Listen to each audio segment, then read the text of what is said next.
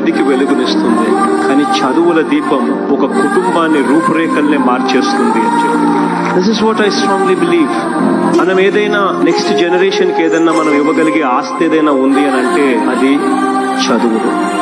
చదువు ఉంటేనే ఒక కుటుంబం బిలో పావర్టీ లైన్ నుంచి నెక్స్ట్ స్టేజ్ లేకపోయే అవకాశం, పరిస్థితి ఎప్పుడు వస్తుంది అని అంటే ఆ కుటుంబం నుంచి ఒక్కడన్నా గొప్ప చదువులు చదవగలిగితే, ఒక్కడన్నా ఇంజనీర్ కాగలిగితే, ఒక్కడన్నా డాక్టర్ కాగలిగితే, లేదా ఒక్కడన్నా కలెక్టర్ వంటి పెద్ద పెద్ద చదువులు చదవగలిగితేనే ఆ కుటుంబం రూపురేఖలు కూడా మారిపోతాయి. మీరు బైకుల్లో మీరు చేసే గోల్ ఉంటుంది చూసారా మీరు? నేను మనం మాట్లాడుతూ ఉన్నా,